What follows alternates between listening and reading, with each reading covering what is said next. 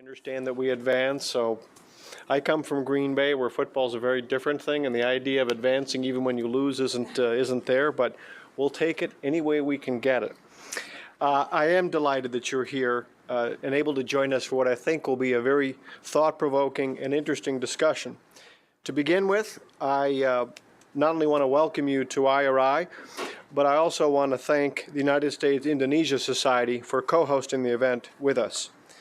Now, as many of you know, since our founding, IRI has worked in more than 100 countries, including the 12 that we now work in Asia. Some of our most interesting work in these recent years has been in Asia and continues to be. Our most interesting work in Asia, in many ways, is the work that we're doing in Indonesia. We began there in 1996, just in time to witness the fall of President Suharto in 1998, and assist with the country's first free elections in more than 40 years. Since then, our programs have focused on everything from training political parties and civil society to strengthening women's involvement in the political process to assisting elected officials in developing constituent outreach techniques. IRI's current work addresses several critical needs within Indonesia's political sphere, including supporting women candidates and legislators, and also encouraging political parties to focus on constituent concerns. As we often say, it isn't that we build parties, it's that we help modernize parties. We move them from being ethnic-based or geographic-based to hopefully platform-based, based upon issues and keeping citizens and their needs and concerns at the centermost focus of their work. Indonesia, as we all know, is at the dawn of a new administration, and we're all seeing spirited debates with contrasting styles and focuses. As we all know, democracy can be chaotic. It certainly is here, and as we're seeing, it's chaotic in Indonesia, and in many ways, that's the way it should be.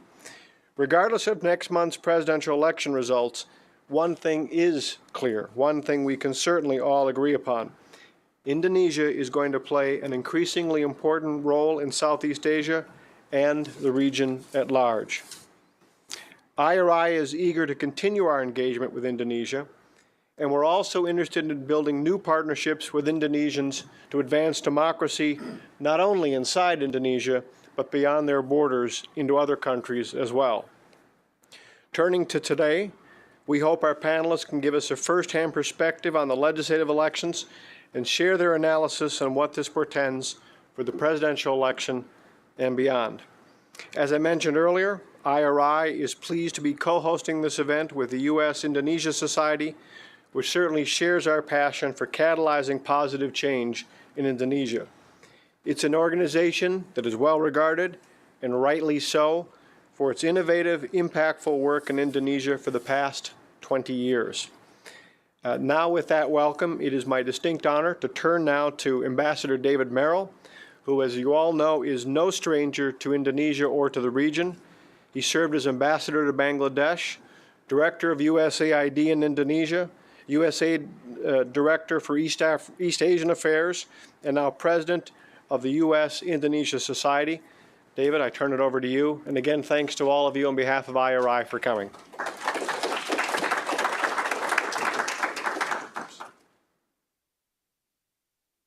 Thank you, Ambassador Green. And thanks for inviting USINDO to co-host your discussion today on the upcoming Indonesian election.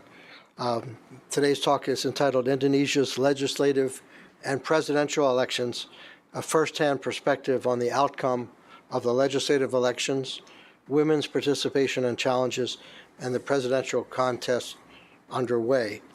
It's a very important program in the series of many election programs which have been held in Washington, many by USINDO, starting as early as December 2011. And it's safe to say that even though the interest was high even then, it's been a crescendo building up almost to a fever pitch among those who follow this, maybe not the man in the street in Washington. Those of us who are interested in Indonesia are getting quite excited about this. With the election only, I think it's about 2 weeks away, 14 days from now, July 9th.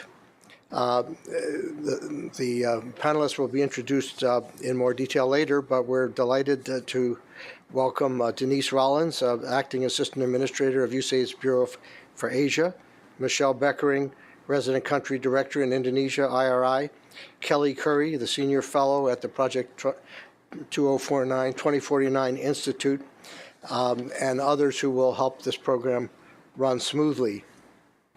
Just a few words of substance. On April 9th, more than 185 million Indonesians participated in the Indonesian legislative elections, the world's second largest one-day election. An overwhelming 75% of the Indonesian electorate turned out to choose from 12 national parties.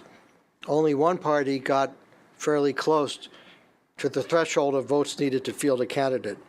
The PDIP, the party of Sukarno's daughter, former President Megawati, got 18.9%, and they joined with other parties with lower percentages to attain the minimum threshold needed to field a candidate. The Golkar Party, the party that was in power for some 3 decades under the rule of former President Suharto, got 14.75%, and the third highest vote in April, nearly 12%, went to the Gerindra Party. This is a less known party founded, I think it was 2009, the Great Indonesia Movement Party of General Prabowo Subianto. And that party, too, formed coalitions with other parties to get the minimum threshold needed. Significantly, the Golkar Party, after talking with both PDIP and Gerindra, chose to align itself with Gerindra. So by May, nearly all the parties, not all the parties, but nearly all the parties had coalesced into two, let me just say, gigantic or very large coalitions. The Jokowi PDIP coalition, which has Jokowi as the presidential candidate. Jokowi is the abbreviation for Joko Widodo, so Jokowi is an abbreviation. And former VP Yusuf Kala, who was VP in the first administration of President SBY. The other is the Prabowo Hatta coalition. Hatta is Hatta Rajasa, and he is the former coordinating minister for economic affairs in the SBY government. The SBY party, the Party Democrat, is not itself in either of these coalitions the last time I checked. Now, there are many polls, and polls in Indonesia, as in this country, should be taken with a grain of salt. But still, they inform us a bit. Polls in late May showed the Jokowi ticket with something like a 13-point lead. Various polls in early June showed a spread from 13% to as little as 6%. In each of these polls, there's a typical margin of error. And interestingly, there's a very large pool even now of undecided voters, which could really determine the outcome of the election, perhaps either way. Now, there's some difference of opinion as to whether the race is tightening. And as Jacinto is neutral, I'm not going to say whether I think the race is tightening. But it's fair to say that it's a highly contested, real race, and that it's still evolving, and that no one, I think, as of today, is able to confidently predict who's going to win this. The stakes are enormous, as the winner will lead the world's third largest democracy, the fourth most populous country, with more Muslims than any other country, for the next 5 or perhaps 10 years. With that, I'm going to turn today's panel over to Julia Belic, who will introduce the panelists. Thank you. Thank you very much, Councilor, for that insightful opening remarks. My name is Julia Belic, and I'm IRI's Asia Regional Director, and I have to say that I would wish I was in the audience today, except that I get to ask questions. And, when I was coming up with this panel, I actually was dreaming up the group of people that we have sitting here today, so I can't tell you how much pleasure it really gives me to ask them questions, get this opportunity to ask them all the questions today. And here's why. I wanted to go around and introduce them just really briefly. Denise Rollins mentioned is acting system administrator for Asia here in USAID. Denise has quite impressive experience of over 25 years international work. But what I really admire about Denise is because, as Mark was mentioning, we have Asia division here that operates in 12 countries, and Denise oversees a portfolio of 32 countries at the moment. She has worked overseas in some of the largest USAID missions. She was running the USAID mission in Bangladesh with more than $200 million in assistance, and we all know how complicated assistance in that country can get. She worked in Africa as Deputy USAID Director for South Africa and oversaw one of the largest HIV/AIDS programs when she was there. She also worked in other countries in Africa, such as Ghana, Uganda, Nigeria, all of them extremely large. Easy places to work. Easy places, extremely large portfolios. So I'm quite impressed by her experience, but also, aren't we fortunate, Denise almost just came back from Indonesia. She was there earlier this month. And so we'll have some real insights from the field to share with us. It's a great opportunity to have Denise today with us. So thank you. Thank you. Michelle Bekkering, our colleague from IRI Indonesia. Michelle has been with IRI for the past 5 years. She has come to IRI from National Security Council, where she worked on Europe and Eurasia affairs. And she started here at IRI first working in our division for Eurasia affairs. She has quickly advanced to become Deputy Director for that division and was asked a couple of years later to become our Director for Global Women's Democracy Network, which is a program that Michelle, when she worked on this program, she actually got to work with women from 61 countries, helping them develop programs to empower women in these countries. And when USAID made it one of its priorities for pre-election work in Indonesia to help women, IRI was to work with about 1,000 women candidates, and we worked only in 5 provinces. It was very focused, large number of candidates. I couldn't even imagine that Michelle would accept to do this. But not only did she accept it, she actually, I think she and I met each other in a hallway. She was coming to my office and I was going to see her. And we both had this idea of Michelle actually going to Indonesia. So it was not a hard sell on my part. So she moved to Indonesia a year ago, and she'll tell you about the work that she's done with women. And in some ways, why it was so hard, actually, to support women in Indonesia to compete in these elections. And Currie.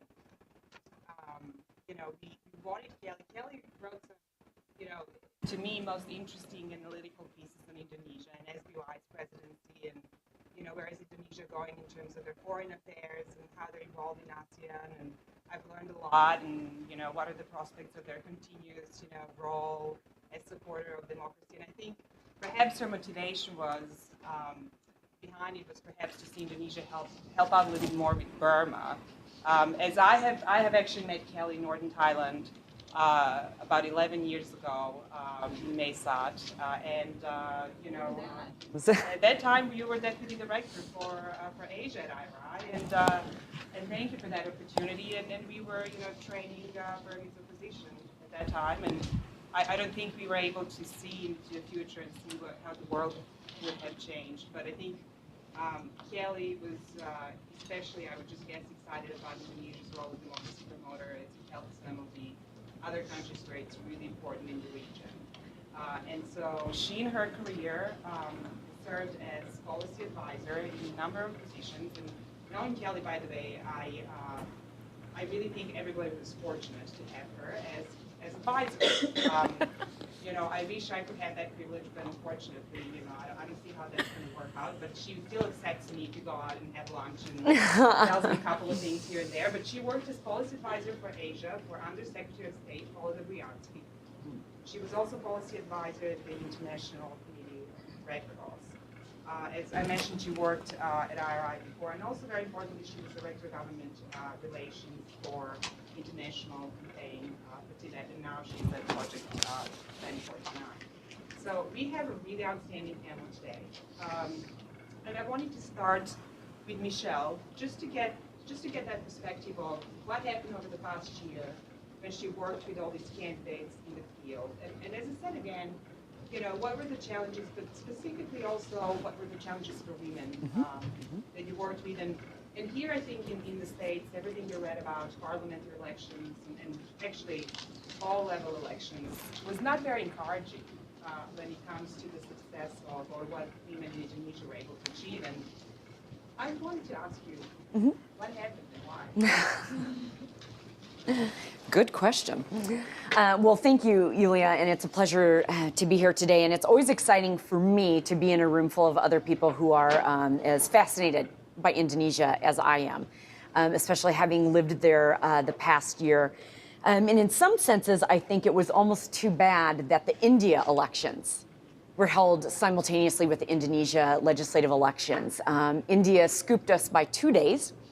And not only that, they had 5 weeks of elections, whereas we only had 1 day. But I think, as Ambassador Merrill noted, Indonesia is a country we need to look at. As he noted, there's no way to sort of ignore it. Fourth most populous country, the largest economy right now in Southeast Asia, moved earlier this year to the world's 10th largest economy, and also very significant because in many aspects it's a very new democracy.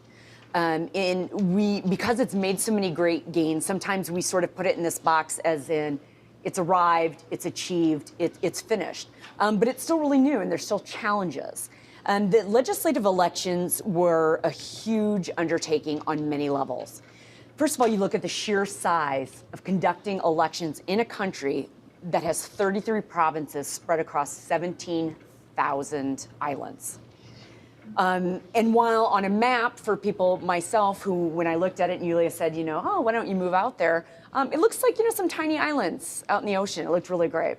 The sheer geographical size from east to west is really like the United States. And you have multitudes of different ethnicities, cultures, et cetera. It's a really fascinating, not only political society, but also sociological, all the different cultures, et cetera.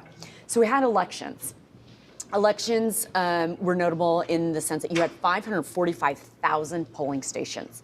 Some of these polling stations in extremely remote areas where it literally was horses and carts having to bring ballot boxes and materials up into the mountains for voting.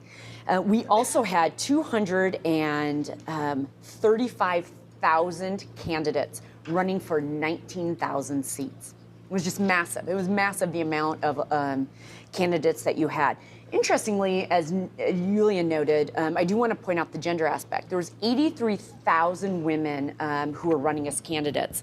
And a majority of these women, I think it's really important to note, were running as candidates for the first time. So why is this? Within the 2 years before the election, as Ambassador Merrill rightly pointed out, beginning in about 2011, there became a real concerted effort to look forward to the elections. One of the things that was passed was electoral legislation law. One of the provisions being to add a gender quota that would require all political parties to submit at least 30% of their candidate lists as women. Not only that, they sanctioned parties who did not comply with that. And there were parties who tried to test the system, and the the Election Commission simply would not register their lists.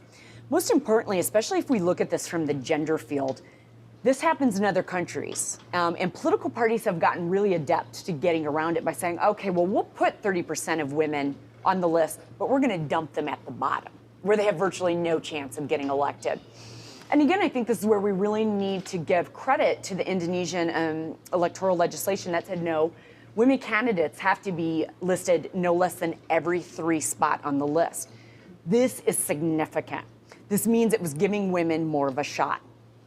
So this sounds great on paper, and as Yulia sort of alluded to, unfortunately, this rosy scenario did not actually turn out to be great gains for women candidates. Across the country, we haven't really seen much of an increase at the national level. While women candidates gained more votes than they had in 2009, due to the allocation system that's in place in the parliament, they actually decreased their share of the parliament seats by 1%. The provincial level, the results stayed almost the same, and it's at the district level where we're seeing a small bump up and increase. Why is this? A lot of it is, as I mentioned earlier, you had a lot of women candidates because we needed so many women candidates to run who were running for the first time. You had also a system where it's an open list system. So women candidates and men candidates are an open list, and voters coming into that polling station can either choose to vote for the political party or they can choose to vote for an individual candidate. Across the world, that never is a system that primarily is going to be beneficial to women. The other thing is, and it is a factor that the data showed us after the elections, voters in Indonesia still prefer to vote for individual candidates versus the parties. They still primarily vote for candidates listed at the first and second slots on the list. That was not women. Women were the majority at spot number 6 on the list. And so we're again seeing that women are kind of cut out of that. Another thing with the open list system that is true in other countries, but a bit particular to Indonesia, is the fact that you have 12 parties running. So every party is running as many candidates as there are seats in an electoral district. This meant that for women, not only were they competing against 12 candidates from 12 other parties in their district, they were competing against the entire list of candidates from within their political party. Which gets to the second factor, which is political party support. We're talking about very male-dominated political parties, even in the sense where we have Megawati, Sukarno Putri. But however, even her advisors and most of the political party leaders in PDIP are men. So what's happening is most of the support, financial support, party support, is going to the men, the party leaders, the party favorites. That's also disproportionately affecting women. I just want to talk about money politics. This is what I would call a scourge, especially when it comes to women candidates. In Indonesia, we're still really being challenged by what we call transactional politics. It is a system, unfortunately, that's perpetuated both by candidates and voters. For the candidates, they feel very strongly that if they're not making out the payments, which we call it's basically the money politics, the small payments, goods and services. Maybe it's things that they're buying for the communities, the mosques, the churches. They feel that they won't be able to get voters to come out and support them because there's such a large field of other candidates running. Voters who are a bit disillusioned with legislators that they feel, once they get elected, go to Jakarta and they never hear from them again for 5 years, feel like this is the one time where we're actually benefited by these legislators. So let them come around and give us goods and services. Let them do something for our community. And this is something that's a challenge we're really going to have to look at as far as democratic development in the next few years. Then the last thing we'll say is voter bias. In Indonesia, which is really not unlike the rest of Southeast Asia in this regard, politics, leadership is still seen as very much a male-dominated culture. I get a lot of questions about, does this have to do with Islam, with Indonesia being the world's largest Muslim population? It does not. It has to do with culture and tradition. And so when we did pre-election polling, what we saw is there was still this idea of voters feeling, as they put it, more comfortable with voting for men versus women. It's also a challenge that we can easily address and turn around, but it is a factor we had during these elections. And the last thing I will say, and this is very technical, is again the seat allocation system. Again, across the board, we saw women candidates actually gaining more votes than they had in the 2009 elections. However, the seat allocation system is very difficult. What you have is, and I won't get into the tech, I could. If you were that interested, trust me, I could bore you with the legality of the seat allocation system, but it took me about 3 months to feel comfortable explaining it. What you have oftentimes is you can have people in a party list. We had this with several women who were part of our training process as well, get the highest number of seats within their political parties, but their parties maybe did not meet the threshold to place a candidate in the seat. It's unfortunate. So I think one of the takeaways we need to take from this election is let's look at voter support. Were women able to increase their share of the votes within electoral districts? Were they able to bring more voters, more women, more youth into the fray? And they were. And that's a success. Even though it did not always equate into seats, we need to look at that as a success. And one thing I will note, even though across the board nationally women didn't make great gains, in the 5 program provinces where IRI structured our programming, we actually saw increases at all levels across all 5 provinces.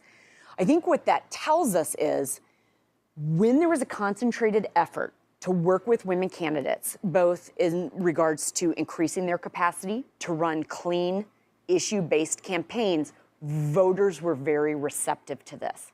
We also worked very hard on voter education systems, teaching them what women can bring to the table. This is especially important with women and youth voters. When you can point out what women have done already in a community, for instance, in Aceh, women were extremely important in Aceh after the tsunami in actually running the relief efforts. Women in Aceh across all 5 of our provinces actually have done the best at making increases in election to office. It's teaching them how to use their networks of support that aren't necessarily from their parties. It's from their jobs, it's from their religious communities, et cetera. It's really sort of changing the idea of who our basis of support are. So we're really pleased to see that we actually did make gains and increases in those 5 provinces. So I know Kelley is going to talk about the presidential elections, which is all anyone can talk about right now. And I don't blame them. And I'm kind of jealous you get to talk about it. But I think the last thing I want to say about this, we worked really hard in the legislative elections, working with candidates. And here's why. There's several challenges I see as a practitioner on the ground that Indonesia really needs to address going forward, especially to continue its very strong trajectory towards a developed, open, transparent democracy. The first is the economy. The Indonesian government is very thrilled to continue to talk about how they are the world's now 10th largest economy. However, we still have 50% of the population living on less than $2 a day. This needs to be addressed. We really need to look at that gap in the wealth disparity between a very, very rich upper class and basically the rest of Indonesia. The second thing is education. Legislators really need to tackle the education system. We have an outdated curriculum right now. We only have 27% of any of our high school graduates who are actually going to university. We need to target that. The third would be healthcare. There is not universal healthcare system in Indonesia. This is problematic, especially with a high maternal mortality rate and also rising instances of diseases like diabetes. The fourth thing I would talk about is governance reform. We need to change the paradigm in Indonesia that, especially with the legislators at the provincial level, of being service delivery. And this is something we worked with, I think, to a lot of success over the years, seeing those legislators, first of all, getting more of the funds and the ability to carry out some of these projects in the provinces from the national level. The last thing I want to talk about is corruption. I feel like we can't talk about Indonesia without addressing the elephant in the room. Elephant in the room is corruption. Everyone knows it. The Indonesians know it. The international community knows it. But it hasn't largely impeded their trajectory. That's a good thing. It's something, though, that cannot be overlooked. In the pre-election polling that we did, 90% of Indonesians not only said, is there corruption? They said it's very prevalent. Corruption is really basically part of the economic system as well. That's something we need to be concerned about. We don't have governance systems that are on e-governance. It's very hard to cook the books when you're on computerized system. Jokowi, the current governor of Jakarta, which is the city where I live now, has been effective in trying to bring about transparency and accountability. There's a lot of other governors and mayors that have done this. I think it's only going to get better, but we have to continue to work. If there's going to be success in any fields, be it education, be it the environment, be it healthcare, we need to make sure we have fully functioning and transparent governance systems, especially at the local and provincial levels. So let me end there. And that's kind of my takeaways of where we're at right now with the legislative elections. And I will turn it back to our moderator. And as Michelle said, now we were all waiting for these to I know. Kelley, I wanted to ask you, I think it is clear, and Ambassador Marilyn has already told us this, that this race is very competitive, and I think for many analysts, quite surprisingly competitive.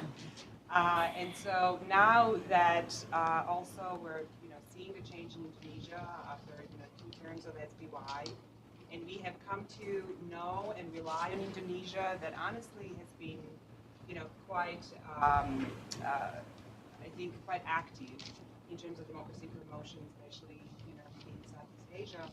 What can we expect from either of the 2 candidates in terms of their will Indonesia continue to play that active role in supporting these issues in the region, or not? Well, it's a pretty open question at this point. I'm going to start just, since I've been put on the spot a little bit about it, just to give some kind of impressions about where we stand heading into the presidential election in 2 weeks. And Yulia didn't mention this, but when I was working for IRI before I had the chance to spend time with her up on the Thai-Burma border, having training shut down by the police and things like that.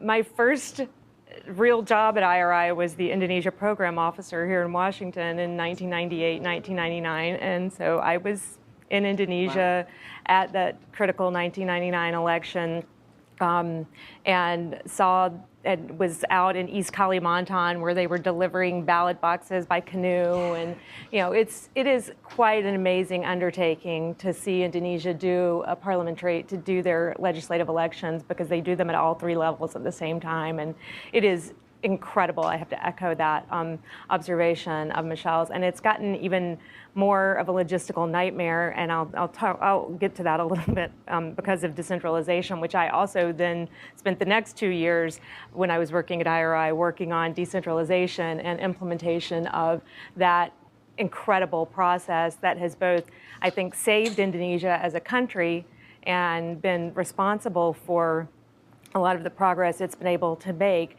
but has also, in a sense, swung to an extreme point now where it's threatening Indonesian democracy, and how what happens there is going to be really critical. And just kind of jumping into that, I think what you're seeing right now, what I'm struck by, is the cognitive dissonance of the past 5 years watching SBY tied down by very complicated and aggravating coalition politics that limited his ability to implement any kind of policy agenda over the past 5 years, and then seeing legislative voters come back in the legislative elections and elect basically another set of unwieldy coalition government at the legislative level that then is now being built into the presidential election. Regardless of who wins, the coalitions are quite close in terms of their makeup in the legislature. And so whichever candidate does end up winning is going to face a very challenging parliamentary environment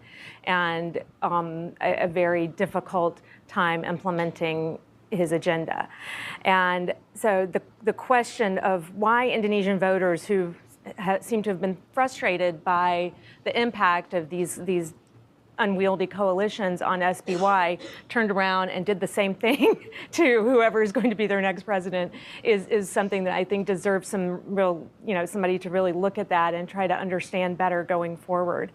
And then what's been mentioned already about Jokowi's remarkable slide in the polls from 40% lead to what people are in some polls saying is a dead heat. And really, since the legislative elections in April, that it's been precipitous, what has happened to his support. And again, kind of trying to understand what the psychology of the Indonesian voter is, that they supported SBY, wanted him to be successful, but did not set him up for success. And now they, with Jokowi being so wildly popular 3 months ago, and what has happened since, and what has Prabowo done to eat into that popularity, and what vein has he tapped within the Indonesian electorate that is really resonating with people and undermining the support that Jokowi had. And another issue for me that I've, as I've kind of watched this, is the Democratic Party, which is SBY's political vehicle, and the collapse of that organization, and what that means for and then kind of the implications of the legislative elections and the presidential election for the other small, for small d Democratic parties. After coming out of nowhere in 2004 as SBY's political vehicle, the Democratic Party did really well in the elections then, was kind of capped at 21% in 2009, and then this election fell to 10%. Not even 10%. And they've made the intentional decision to stay out of the presidential coalition politics, which in some ways just basically signaled we're not interested in really being a player this time around, which you wonder, what is going on inside of that party. They've been really weakened by corruption problems and by the corruption charges against party leaders, and it's become, it's a real, like a comet that just shot up and shone very brightly and now is just fading to black, and what's going to happen to that party. And it shows to me, kind of my instant analysis at this point is going to some of the issues that IRI deals with about trying to help parties transform from personality-based or regionally-based parties into genuine issue-based parties, and that have a national base of support, and they do the fundamentals, the nuts and bolts of building a party at the grassroots. And the Democratic Party never really took those steps to do that, and as a result, they're going to fizzle out, I believe. And then, so what does this mean for Garendra? What does this mean for the NASDEM party, which is another kind of personalistic vehicle that the National Democratic Party, that is another group that's been formed by an individual. They're a player in these elections. They're a coalition partner of Jokowi, but they're really a personalistic vehicle, and will they take the next step? And will Garendra also, which is Prabowo's party? Then I think you also have this interesting issue about the link between PDIP, its popularity nationwide, and the unpopularity of Megawati Sukarnoputri. And what does that mean going forward for PDIP? Jokowi has basically saved PDIP for the time being, but is that really a sustainable path? And then the other thing that's very interesting to me kind of going forward is Golkar party discipline, where, with the antics that took place during the coalition period and Abu Rizal Bakri's his decision to basically allow the party, Yusuf Kala, to join the ticket with Jokowi as his vice president, and then cut his legs out from under him and move the party into another camp. It was crazy what happened there, let's be honest. It's been a wild scene with Indonesian coalition politics. And now you've seen in the past few days Golkar members who've been basically excommunicated from the party and people told if they vote for the Jokowi Yusuf Kala ticket that they will be kicked out of Golkar. And so, what does this mean for, party discipline? What does this mean for Golkar's future? So there's a lot going on under the surface, as always in Indonesia. That's kind of the leitmotif of Indonesian politics in my experience with it, is that there's, what you see, which looks quite chaotic and confusing, but then what's going on under the surface makes that look very simple and easy to follow.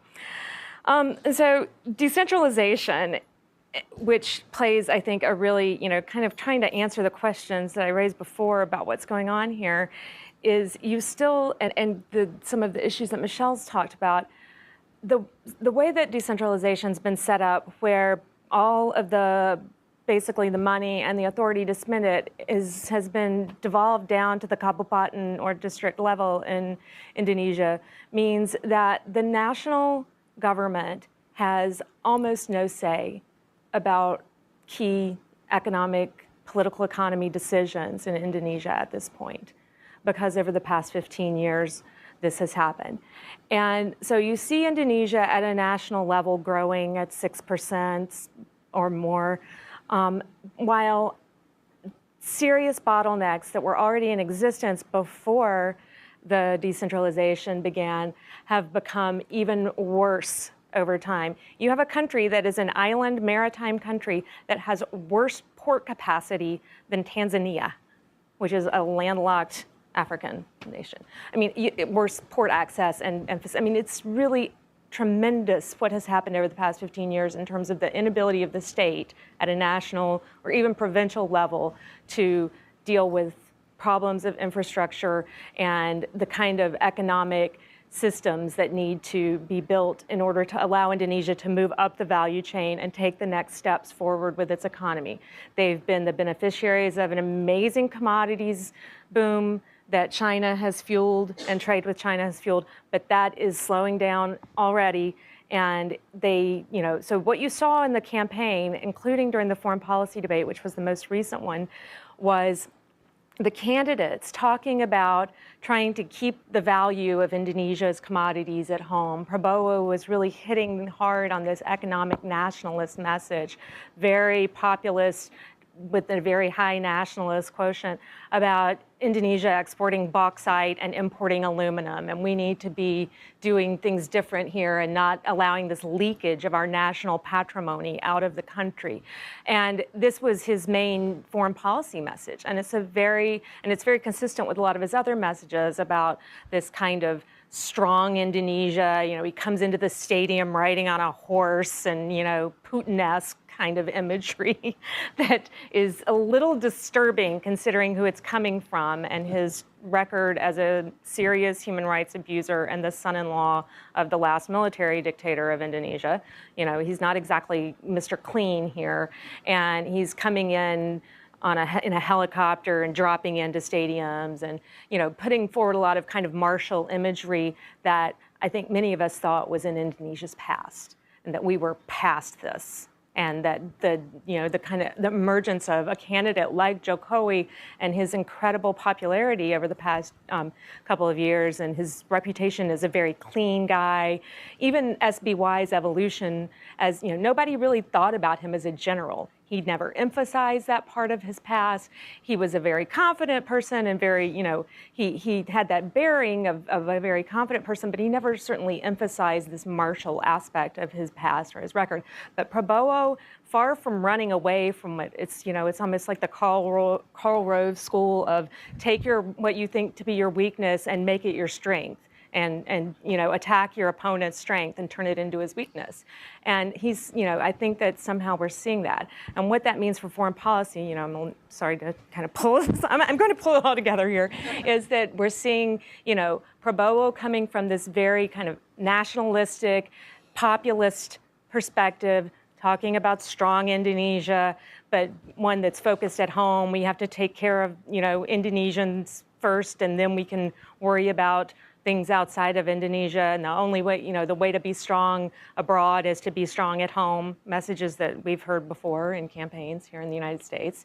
And then you have Jokowi, who is advised by people like Rizal Sukma, the kind of liberal internationalist group of Indonesia, if you will, and who's been endorsed sort of by the current foreign minister of Indonesia, and has people like Hassam Wirayuda and Umar Hadi kind of in his kitchen cabinet for foreign policy, who are considered, like I said, to be the more forward-looking, let's make democracy an Indonesian national value, and let's get Indonesia out there as a leader and start punching at our weight at least instead of under it, which is what historically Indonesia has done. You see that kind of coming up against this much more economic nationalist, a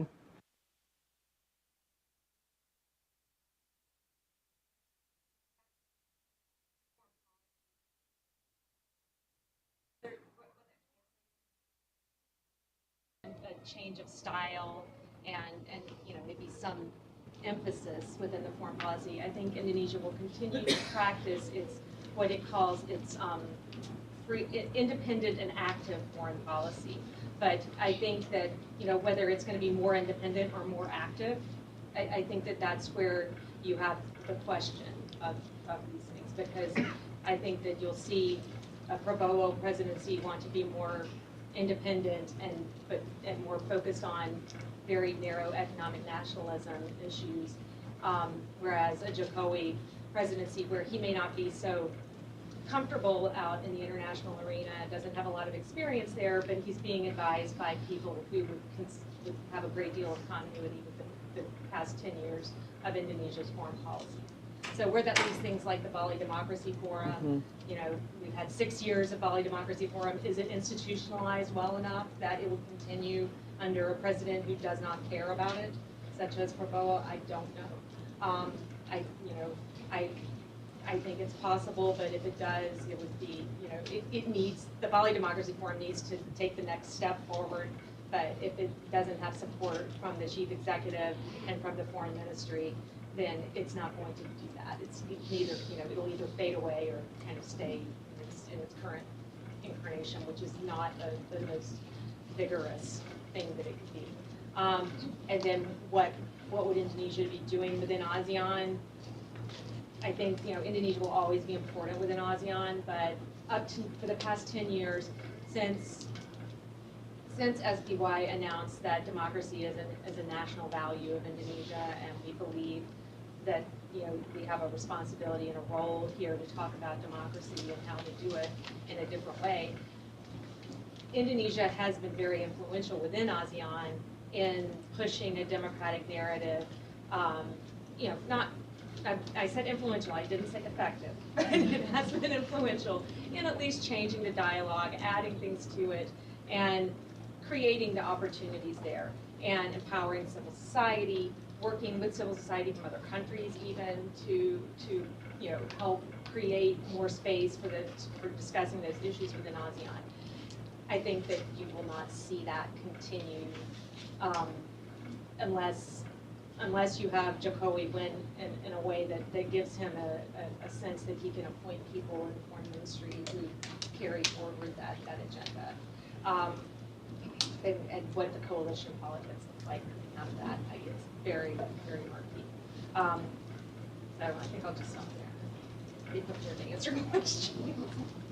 Thank you. And Denise, we wanted really to, having benefit of having you here and knowing how important Indonesia truly is to the United States government, and knowing also that USAID had a really large mission in USAID in Indonesia. We wanted to hear from you a little bit about, you know, what are some of your priorities for Indonesia moving forward, even, you know, regardless of election results, but just from a strategic you know, point of view for the United States.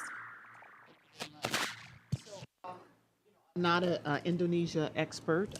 This was my first trip to Indonesia a couple of weeks ago, so I'm really delighted to have had that opportunity to visit the country. First of all, I want to say thank you to IRI and to USINDO for inviting me to participate on this panel.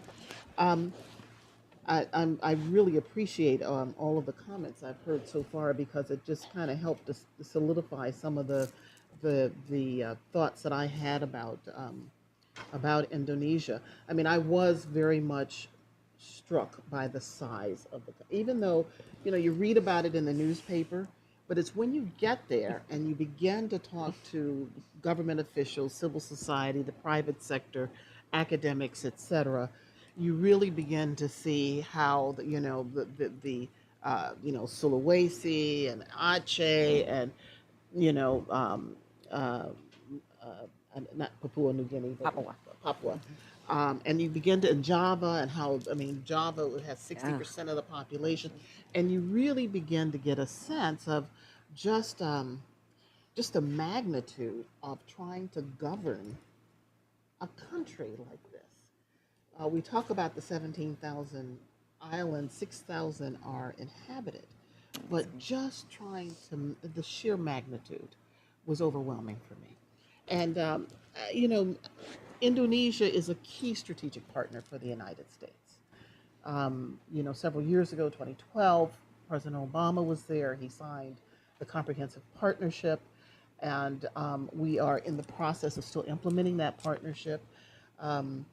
USAID just recently developed a new strategy, which we did in partnership and, you know, hand in glove with the Indonesian people. It was the government, it was the private sector, it was academia, et cetera, et cetera.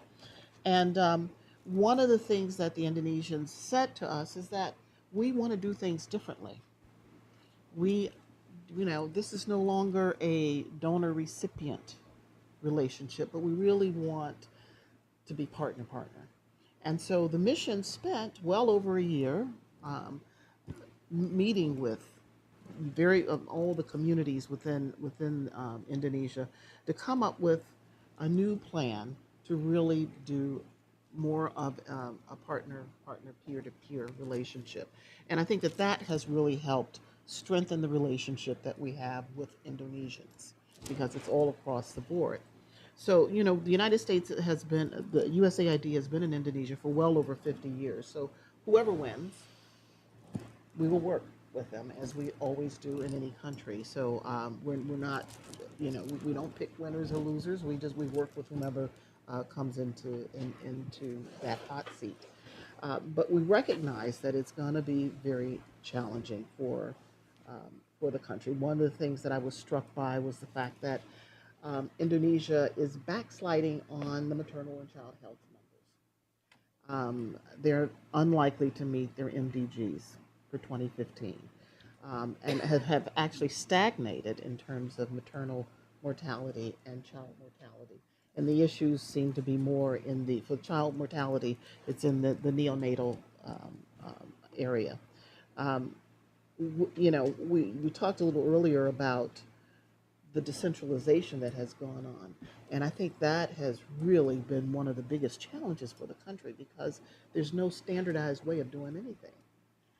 Each province, each district kind of does things the way they feel that they need to do it. And so it makes it very difficult and challenging for the government to establish, for the central government to establish kind of standards and a set way of addressing some of these development challenges. So it's unfortunate that we're having this backsliding in the health sector. We also looked at education, and while Indonesia has fairly high so-called literacy rates, when we did our analysis, we've got quite a few assessments going on there now in education, because the government wants to focus on tertiary education, university education. We heard earlier about, they want more high school students going into universities. And we are supporting that effort. We have a very robust higher education program that trains Indonesians in Indonesia, as well as brings Indonesians to the United States for higher education. But one of the areas that we have been trying to work with them in is basic education. And there's been reluctance on their part because they want to focus on higher education. But when we look at literacy levels, what we discovered is that the students are able to read the words on the page, but they don't comprehend what they read. And so comprehension is very low. And so what we are doing now is working with Indonesia to try to refocus the basic education program on early grade reading. So it's reading, but comprehension included with it. And so it's just it's a challenge that this country, if they really want to move into, move up the scale and reduce the high number of rate of poverty, which is at 50%, they're really going to have to make some very difficult choices in terms of how they're going to govern this very vast country. Indonesia it's a player in ASEAN and APEC, and we work closely with them on APEC, and obviously with ASEAN, they host the secretariat there, and we fund a number of we fund technical assistance to the secretariat in order to help ASEAN address some of the transboundary issues, because it's not only in Indonesia, but it's also the lower Mekong as well, and other countries, Burma, etc., who are members of this grouping. So we will continue to support that. But I mean, basically, our strategy in Indonesia is focused on democracy and governance. It's the social sectors. It's global issues, and when we talk about global issues, we're looking at environment. Indonesia has a major environmental challenges with the destruction of the forest, with the introduction of palm oil plantations. What this means for that country over time is, anyone's guess at this point. But we have a number of programs that work on the marine side, on the forest side. We have Indonesia has joined with the Consumer Goods Forum on TIFA, Tropical Forest Agreement, in order, and they're working with us in order to help reduce the negative effects of having these plantations. And so we have programs throughout the country that address some of the environmental issues. And then we also have, so of the four, it's democracy and governance, it's the social sector, it's global issues. But then we also, we're looking at how can we use STIP, science, technology, innovation, and partnership, more effectively in Indonesia. And so we're looking at creative ways that we can spur Indonesian scientists, and we're working, as a matter of fact, we have a number of programs where we're working on, they call it STEM there, science, technology, and engineering, and math.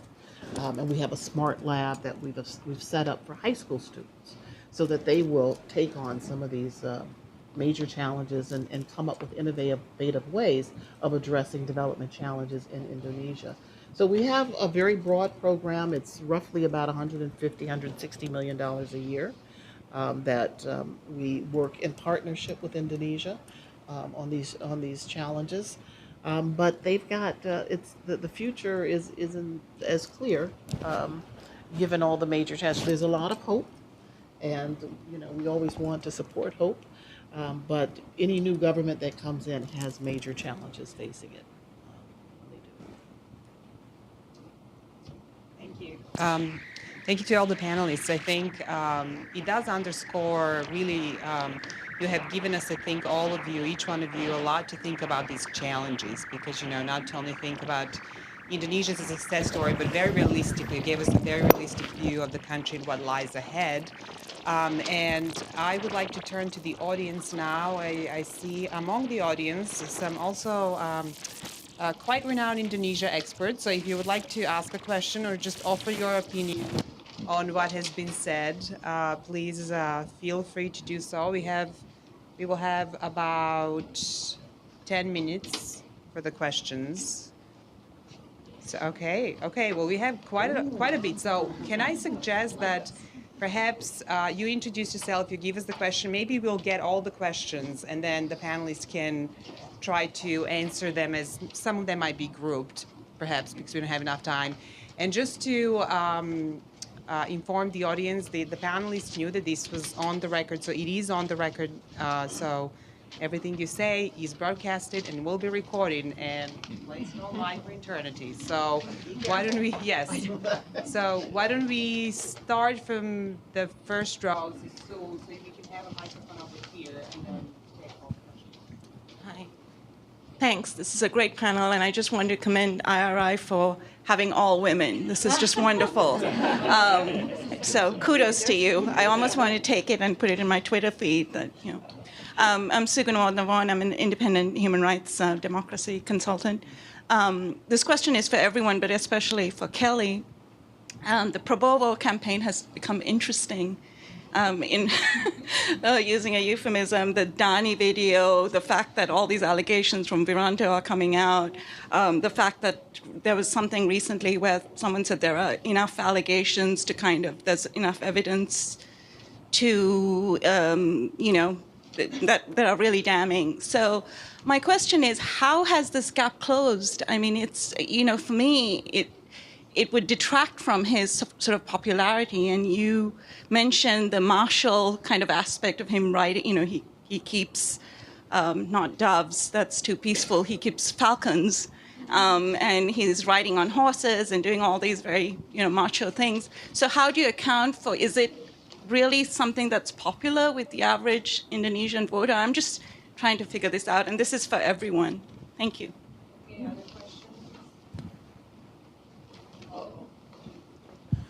Go ahead. You go first. Question on economic nationalism. You talked about the growing momentum behind that theme. Could you elaborate a little bit more on what the origins of that are, and if the candidate of that theme prevails, what are we likely to see as a matter of new government policy? My name is Gun Gumilar. I'm a student in America here. So I just want to add his questions. So Indonesian economic performance is very impressive in the past 10 years under President Susilo Bambang Yudhoyono era. And right now, the general is coming in a few days, and we will have the fasting months in Ramadan also in Indonesia. So the issue is, when the foreign investors want to invest, the company in Indonesia, they have the problems. The first is the law enforcement, and the second is the bureaucracy system. The two things is very hard to be applied in our economic systems. And how do you see if Prabowo Subianto's foreign policy to foreign investments, and how do you see the Jokowi policy to foreign investment? If I notice that there is some, the afraid if the Prabowo wins the elections, and the foreign investor will be happy if the Jokowi wins the elections. This very contradicts to each other between Prabowo and Jokowi. How do you see this phenomena? Is it something to be, the new economic growth in Asia, or just only the political campaign? How do you look like? Thank you.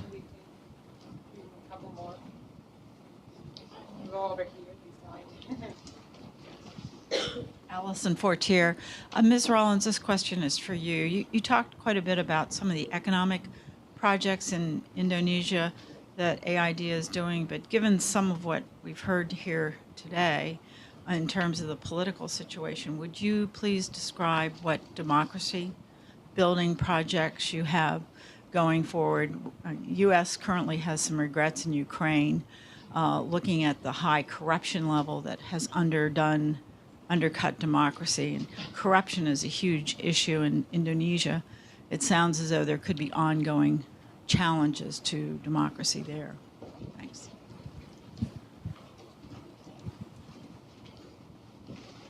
Thank you for the excellent discussion. I'm Jillian Morrison, Management Systems International. And I was just wondering, I was struck by your comments about how women's sort of local level support networks were an asset to them in elections.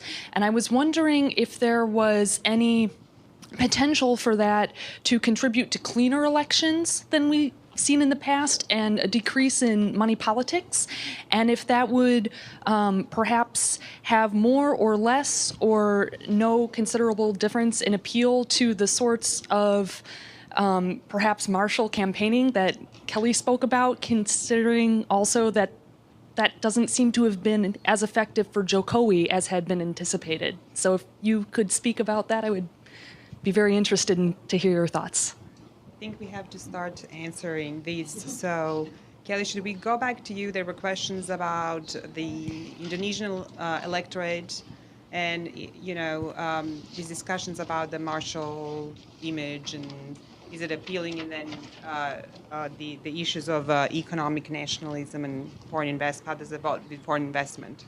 I'm going to start out by saying that, I'm a political scientist, not an economist. So my economic analysis is probably going to be not as pointed. And there are certainly other people here in the audience who are better equipped to answer some of those questions than I am.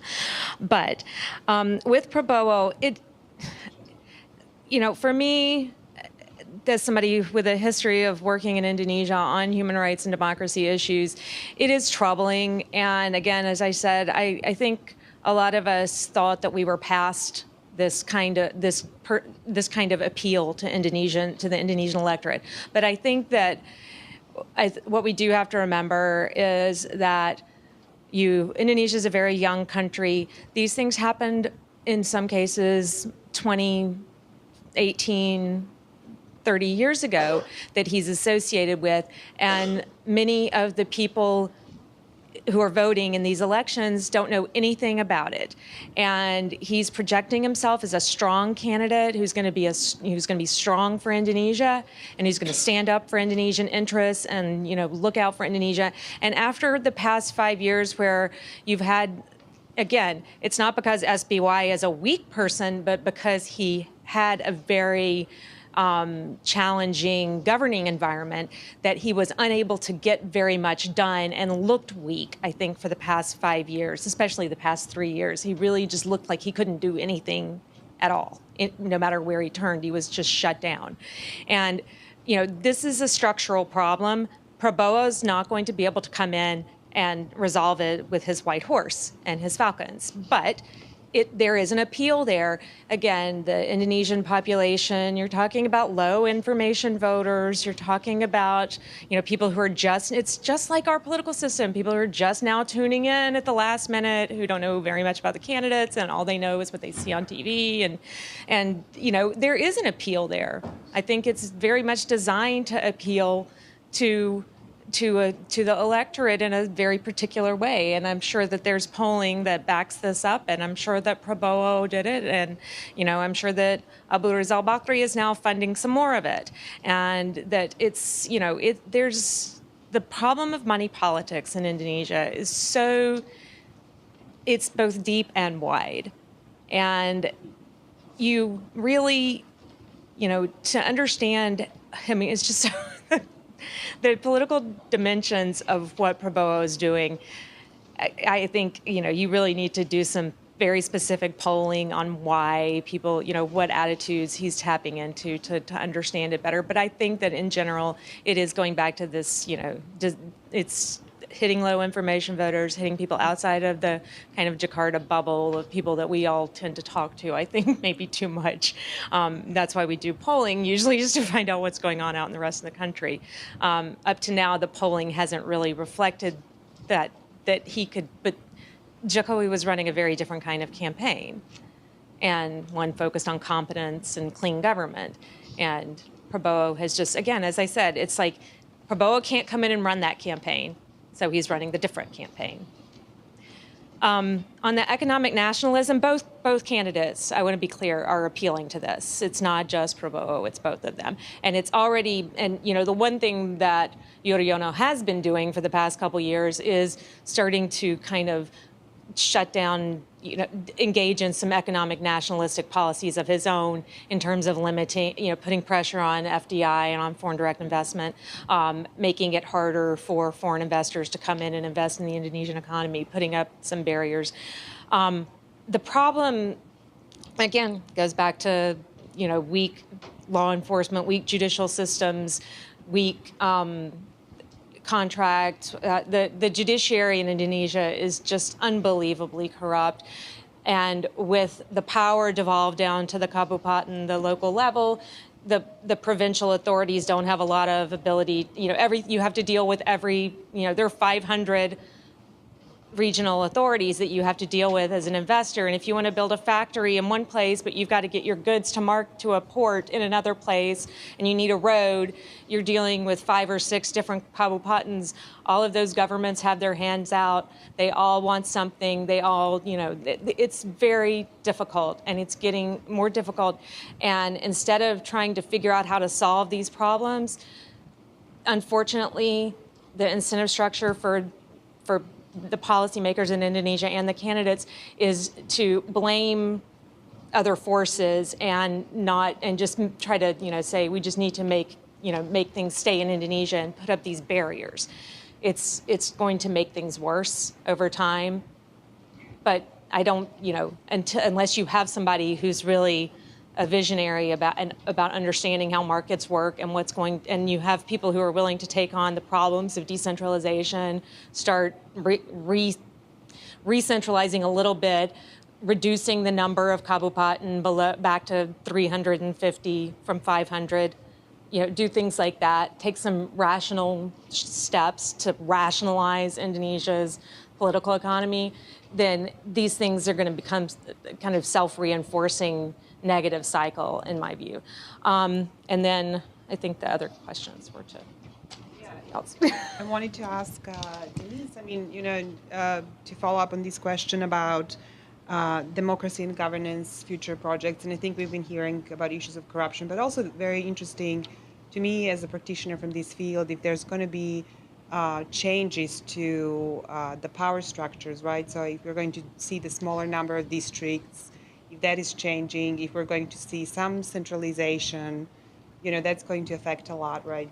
So are you having any plans for programs in those areas? Well, I mean, we've just developed a new strategy, as I mentioned, and again, that was, through consultations with hundreds and hundreds of people throughout Indonesia. Sorry. So we just developed a new strategy. Oh, there we go. A new strategy. And, when designing these strategies, you do it with, you consult with hundreds and hundreds of people, and you do a lot of assessments. And, when I was just there recently, I met with several civil society groups as well as the LGBT community to talk about, what they saw as the major challenges in this area of democracy and governance. And for all of them, it's always, it's the issue of, one, transparency and accountability. And so our program, our newly designed program, focuses a lot on that. It's working with local governments to help strengthen those local governments' ability to deliver services to the people, and to be open and transparent about resources, where they're going, and having monitoring and evaluation systems in place. So if a road is going to be built, then the citizens in that particular community need to know about how much is it going to cost, where's the money going, when is it supposed to be done, et cetera, et cetera. And so all of those, that's how we're working with these different communities in order to help strengthen them. But we're also doing things, we're working obviously with political parties. We're working on the legal system. I had the opportunity to go to Yogyakarta, and we have helped them put in place a new electronic system in the courts, so that you can actually look up on a screen, and the screen is outside the court. There's one inside, there's a screen outside. You can see where your court case is, what judge it's been assigned to, and when you're supposed to come in for your hearing or what have you. So what we're helping them to do is to open up the system so that people understand and can participate in their governance. So we work with a lot of civil society organizations, helping to strengthen them. We work with the LGBT community. We work with the disabled community, because for us, what's really important is inclusive growth. It's not enough just to have 8% or 9% growth, but you want to make sure that the benefits of growth are actually shared by more people in the economy, so that you can reduce that poverty rate and you have more people actively engaged in helping the economy to grow. So we're working with a number of, we're working with lawyers. We're helping to train lawyers so that they're more, they have more modern methods when it comes to working on behalf of their clients and in the judicial system. We have a program called Strengthening Integrity and Accountability. I think that's really the key. Transparency, integrity, accountability. And that's what the Indonesians have told us that they really want us to do. And so that we're working with them very closely in these areas. Does that answer your question? Okay, thank you. Michelle, a question for you. And one thing, even though it wasn't my topic, is to talk about what you talked about, the economics. In some ways, like Kelley said, this is definitely a platform you're seeing from both candidates. It's not altogether misguided. I actually come from a farm in Iowa. I'm a farm girl by background, so I'm fascinated by agriculture and production. The import-export deficit in Indonesia it's incredible to me. The average size of a dairy farm is 3 cows. This is a country with 240 million people who are getting most of their dairy products from Australia and their beef. And doing all my programming outside of Java, I can tell you it could be a breadbasket there. So it's not all misguided, especially considering what their sort of the poverty pockets and rates are. I also agree, though, I think some of it is very much a campaign in my conversations with the different AmCham, American Chamber of Commerce, the Brits, Australians, et cetera. They're not concerned overly that there will be a negative effect on foreign investment. And so I think that's positive. And so in some ways, I think it's smart that they're starting to really look at what do we need to do here in the country. And they're looking at more from a way of raising, I think, the poverty rates. Some of it's misguided. There's been a lot of concern because, of course, our biggest investor right now is Freeport out in Papua. And one of the latest regulations was a limit on the visas for the technical workers to 3 years. On paper, when you talk to the government officials about why that is, it makes sense. They're trying to bring more Indonesians into this process. The problem goes back to the education. We don't have a technical workforce who can actually fill those billets. They can get there. Again, some of it's not misguided, but it came from a good place, but it's a bit misguided. They also no longer want to export the minerals for processing. But it's billions and billions of dollars to create smelting plants. They don't have the technology to do it. So what did they have to turn around and do? Get foreign investors to do it. So in a little bit of a sense, they're following their own tail on it, but not altogether misguided. And I think foreign investment will still stay strong. Going back to the corruption question, it was good. One of the real positives I want to say about this legislative election was the fact that you saw an increase in candidates who were focusing on door-to-door campaigning, getting out the vote, talking about issues. That's a real positive, a connection with the people that they were looking for. And that was a real positive development. And I think it's something, though, that we really want to continue to support. The anti-corruption campaign, and I'll speak to our programming, is something our women candidates ran. And I think they ran it effectively. And of course, the fact that you did see more women getting elected, I hope in those provinces lends to that. This is something you're going to especially see an increase of in the next 5 years. I think the campaign that we see in 2019, we're going to see a real increase in this. It started now. Interestingly, a lot of attention was given to India and the anti-corruption party that was created in India within the last year. That got some of the most press coverage of any international story that I have seen in Indonesia. Any international story. Indonesians woke up when they heard about that. And so while that was not, it was too soon to the election, no one could figure out how to mobilize that got a lot of play. And I think we're going to see, I would not be surprised if we see a trend towards this in the next 5 years.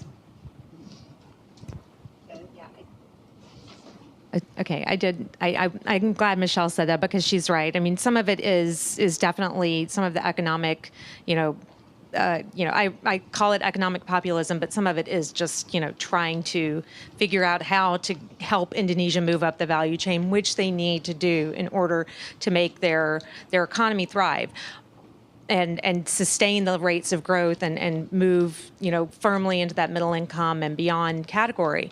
But again, going back to how these things are linked to decentralization and corruption and the weaknesses of institutions, and the fact that 90% of the Indonesian economy is in the gray economy. 90% of Indonesian workers work in the gray economy. They are off books. And why is that? It's because it's so complicated and difficult to bring your employees on books for the average Indonesian employer. And so they're not going to do it. They're not going to, there's tons of laws and regulations and they're conflicting and they make it, you would have to pay somebody, you couldn't afford to do it if you're the employer. So most people just don't do it. And there's no enforcement anyway, unless you're a multinational corporation, which they do get enforced on these rules and they have to follow them. But the Indonesian employers don't. So you've got to deal with stuff like this and the educational system and the fact that it's not producing, but these things are hard. These are systemic structural problems. And so, they're looking for shortcuts sometimes. And that's where the bad impulses come in, is when you're not talking about how to solve the long-term structural problems. And, you don't hear candidates saying, we would like to, I'm going to reduce the number of kabupaten from 500 to 350. Nobody says that because they're political party people would come after them with knives. I mean, it's an internal political issue and, a patronage issue for the parties. This is important for party loyalty and party building. They need all those civil service positions at the kabupaten level to build their party. That's how they do it right now. So, these are real hard problems. And so but you're dealing with a population of 280 million eligible voters, right? Something like that. 300 million eligible voters. It's like insane. And very limited, low information voters across a huge geographic area. You're going to be doing things inside. What they do when they get into office, we'll see. But again, then they're going to run up against this problem of the coalitions that they've had to develop to get into office. And it's, I want to be optimistic about Indonesia. I love Indonesia and want it to succeed, but they've got some real issues. They've got to, over the next 5 to 10 years, some really serious problems they've got to tackle head on. Thank you. And I would like to thank our panelists who have been so generous with their time and their desire to join this event. By the way, everybody was responding right away to all the communication and really, really wanted to do this. So thank you so much. And if I may ask Ambassador Merrill to close this event. I think we've already shown that how much we appreciate today's event and what the thirst is for in this city for knowledge about the election, and that in itself is a great thing. We didn't see 10, 15 years ago. So we've come a long way in this country, and of course many of the problems that we alluded to about people looking up the voters just before the election or not representing their districts too well happen in many countries, including our own. So that's a bit of perspective. But today's discussion has been a very illuminating. I want to thank the IRI and our panelists for hosting and participating today. Thank you all for coming, and have a good afternoon. Thank